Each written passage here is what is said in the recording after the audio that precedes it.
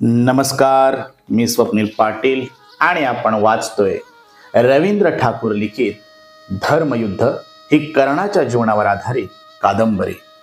आज आपण वाचूया भाग 21. अशी ही मयसभा एकदा तरी पहावीच असा कर्णालाही वाटत होतं. परंतु पितामह भीष्मांनी राजसूय यज्ञाच्या तयारीत दुर्योधनासह सर्वांनाच गोवून टाकलं. स्वतः पुढाकार घेऊन त्यांनी काम वाटून दिली. प्रत्येकाला काही ना काही काम देण्यात आलं.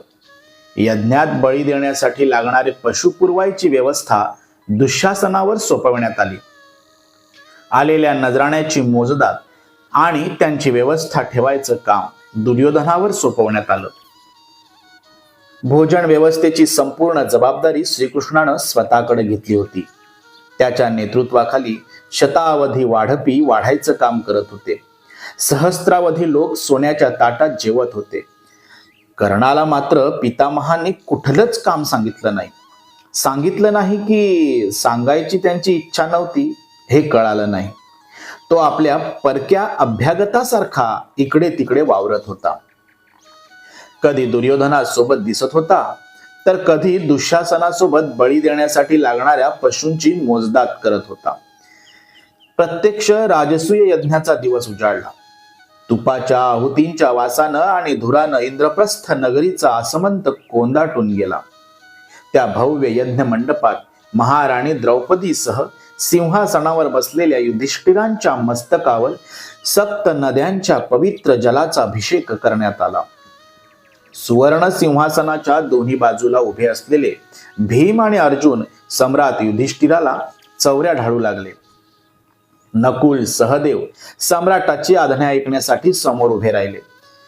भरतभूमीतील समस्त क्षत्रिय राजांच्या साक्षीनं युधिष्ठिर सम्राट झाल्याची घोषणा करण्यात आली. तो विधी पार पडताच सम्राट युधिष्ठिर देशोदेशीहून आलेल्या नजराण्यांचा स्वीकार करायला उभा राहिला.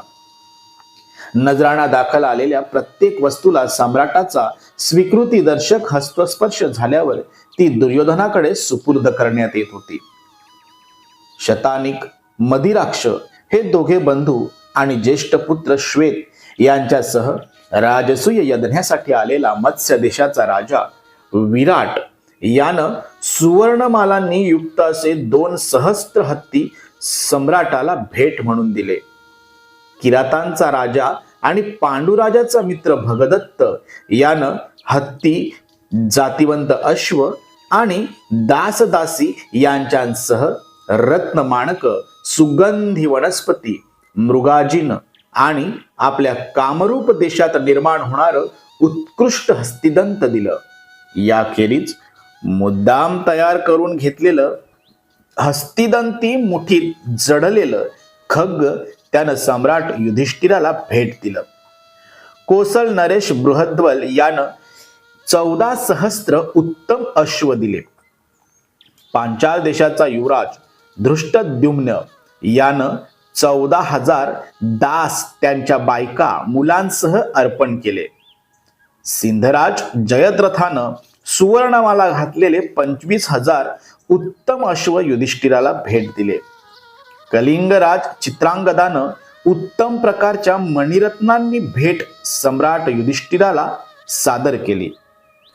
ताम्रलिप्तीच्या राजानं उत्तम रेशमापासून तयार केलेली अगणित वस्त्र अर्पण केली. कांबोज देशाचा राजा सुदक्षिण यानं उत्तम प्रतीचे 300 अश्व, उंट, अगणित लोकरी वस्त्र आणि मृगचर्म दिली.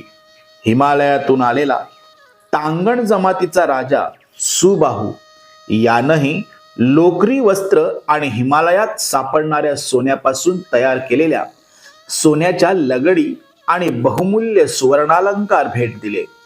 सिंहलदीपच्या राजानं निवडक समुद्री शंख सम्राटाला दृष्टीपूत केले.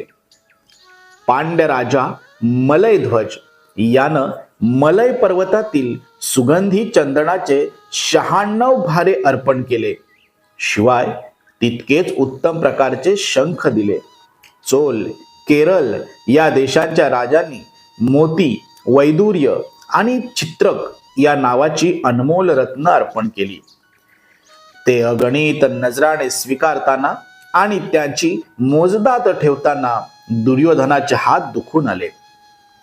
अजूनही कित्येक राजे आणि देशोदेशीहून आलेले सार्थवाह सम्राटाच्या भेटीसाठी तिष्ठत उभे होते. काश्मीरच्या राजानं नाना प्रकारच्या उपहार सामग्रीसह आपल्या देशातील रसाळ व मधुर अशा द्राक्षांचे घोस आणले होते.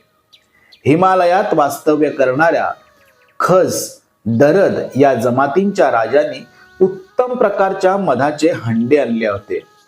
आनर्त देशातील भरूक कच्छच्या सार्थवाहांनी लांब सडक केसांच्या 1000 देखण्या दासी आणल्या होत्या. याशिवाय हिमालयात व्यापार करणारे कुलिंद सार्थवाह, पंचनद प्रदेशापलीकडील यवन राजे असे कित्येक लोक सुमारे 3 खर्व सुवर्णश्क घेऊन उभे होते. अनेकांना गर्दीमुळे प्रवेश मिळत नव्हता. सर्वांनी आणलेल्या नजराण्याचा स्वीकार केल्यानंतर युधिष्ठिरानंही अमाप धनसंपत्तीचं दान केलं. त्या दिवशी इंद्रप्रस्थ नगरीत आलेला कोणीही याचक असंतुष्ट राहिला नाही. हे सर्व औपचारिक विधी संपन्न झाल्यावर सम्राट युधिष्ठिर उपस्थित अभ्यागतांच्या पाद्यपूजेसाठी सिद्ध झाला. सर्वप्रथम कोणाची पूजा करावी हा संभ्रम त्याच्या मनात होताच.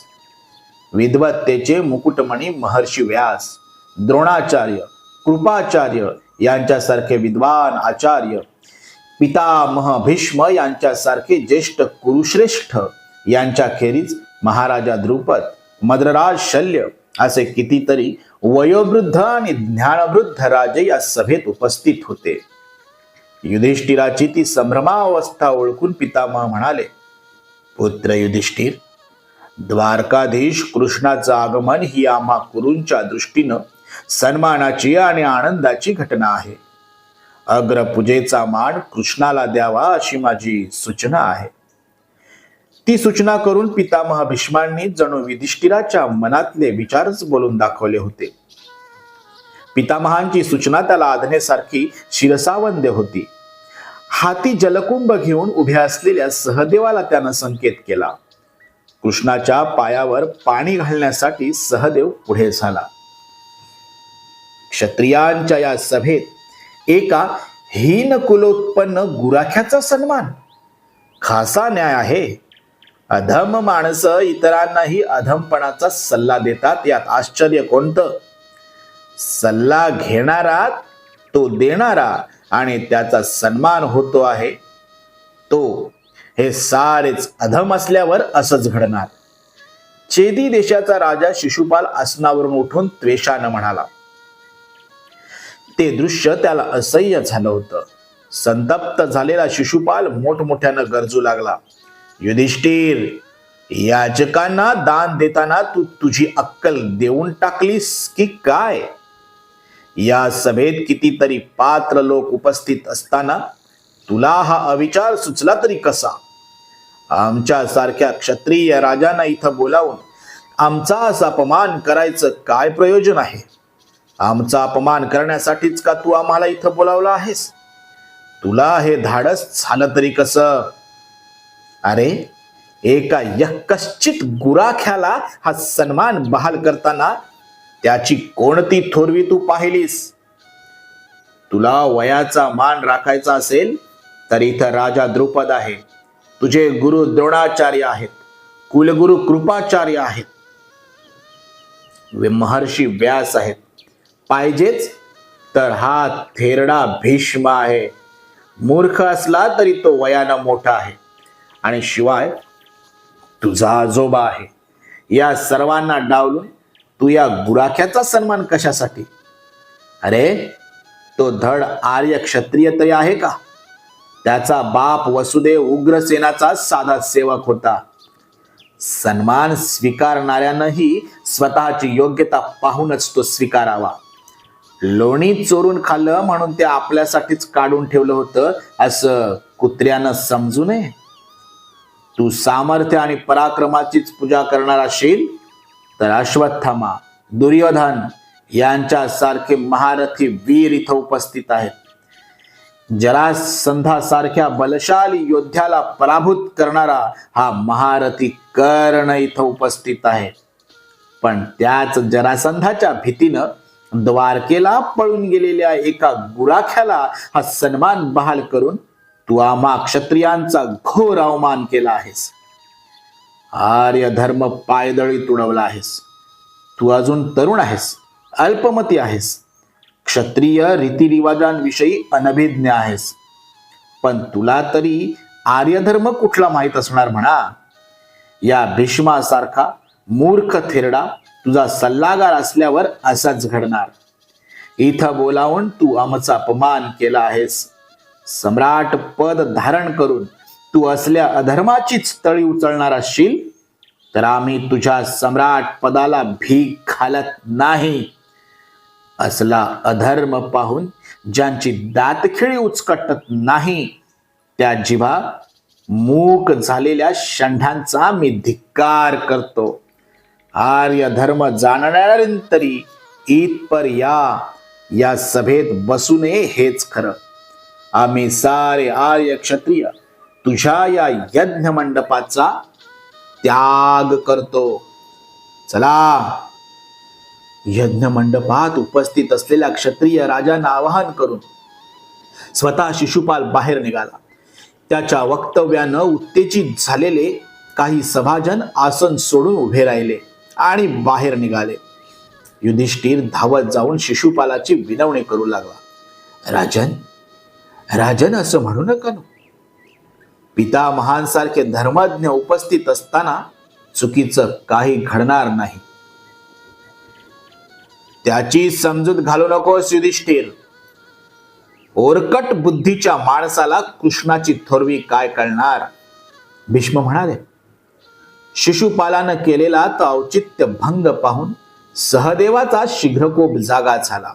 तो म्हणाला, पांडवांचा सखा कृष्ण या सन्मानाला पात्र नाही असं म्हणणाऱ्यानं पुढे यावं. त्याचं मस्तक ठेवून पायाखाली तुडवतो. सभेत भीषण शांतता पसरली. प्रत्येकाच्या मनात आता शिशुपाल आणि सहदेव यांच्यात द्वंद्व सुरू होतं की काय अशी आशंका निर्माण झाली. परंतु युधिष्ठिरानं सहदेवाला शांत केलं. शिशुपाल तेवढ्याच मोठ्या आवाजात पुन्हा गरजला. क्षत्रिय राजांचं इथं असंच अवमान होणार असेल तर आम्ही का थांबावं. तुम्हा पांडवांनी मांडलेला हा अधर्म आम्हाला मान्य नाही. सभेत उपस्थित असलेले काही क्षत्रिय राजे शिशुपालाची री ओढून त्याच्या बाजूनं बोलू लागले. पितामह, असहाय्यपणे युधिष्ठिर म्हणाला. आता यज्ञ पार कसा पडणार म्हणून तो संचित झाला होता. त्या कुत्र्यांना असंच भुंकत राहू दे पुत्र युधिष्ठिर. तुझा यज्ञ व्यवस्थित पार पडेल, तू निश्चिंत राहा. पितामह म्हणाले. अरे थेरड्या भीष्मा, तुला अक्कल तरी कधी येणार आहे. एका आंधळ्यानं मार्गदर्शनासाठी दुसऱ्या आंधळ्याचा हात धरावा तसं या कुरूंचं झालं आहे. पण तुझ्या मूर्खपणाला आम्ही फसणार नाही. कृष्णाची थोरवी युधिष्ठिराला सांग, त्यालाच ती खरी वाटेल. लोक तुला सद्गुणांचा पुतळा समजतात, पण तुझं खरं स्वरूप मी सांगतो. सिंहाच्या दातात अडकलेल्या मांसाचे तुकडे खाऊन जगणाऱ्या भुलिंग पक्षासारखा तू एक क्षुद्र जीव आहेस. काशी राजाच्या रूपवती मुली जिंकून त्या दुसऱ्याला दान करणारा तुझ्यासारखा षंढ तूच. तुझं हे ब्रह्मचर्याचं सोंग म्हणजे षंढपणा लपवायचं कारस्थान आहे. जरासंधाला कपटानं ठार करणारा कृष्ण तुला थोर वाटतो आणि तुझ्यासारख्या मूर्खाला पांडव थोर समजतात. अरे त्या गवळ्याची थोरवी कोणाला सांगतोस. ते यादव कुठले आहेत आर्य. त्यांना कोणी मुली देत नाही म्हणून ते मुलींना पळवून नेतात. त्यानं स्वतः रुक्मिणी कशी मिळवली, अवंतीच्या राजाची मुलगी कशी नेली. जीभ आवर शिशुपाल. गदा घेऊन शिशुपालावर धावून जात भीम गरजला, परंतु भीष्माने मध्ये पडून त्याला आवरलं. युधिष्ठिराकडे पाहत भीम मागे सरकला. सोड सोड त्याला भीष्मा. एवढीच त्याची माझ्या हातून मरायची इच्छा असेल तर मी ती आताच पूर्ण करतो. कृष्णा, तुलाही मी युद्धाचं आव्हान देतो. माझ्यासारख्या क्षत्रिय राजाच्या हातून मरण येणं हे तुझं भाग्यच ठरेल. सहदेवाच्या आणि भीमाच्या खांद्यावर हात ठेवून त्यांना शांत करत कृष्ण म्हणाला, सभाजन हो, आते भाऊ म्हणून मी आजवर यांच्या अनेक अपराधांकडे दुर्लक्ष केलं आहे आणि वेळोवेळी त्यांना क्षमाही केली आहे. परंतु हा फार नीच आहे. त्याला त्याच्या अपराधाची शिक्षा मिळालीच पाहिजे. वेषांतर करून यानं अक्रूराच्या पत्नीवर बलात्कार केला. करुष राजाची वाग्दत्त वधू, उज्जैनची राजकन्या भद्रा हिच्यावरही यानं बलात्कार केला. त्या अपराधाबद्दल त्याच वेळी याला ठार करायला पाहिजे होतं. परस्त्रीचा अभिलाष धरणाऱ्या या नीचानं माझी पत्नी रुक्मिणी हिच्याशी विवाह करायचा घाट घातला होता.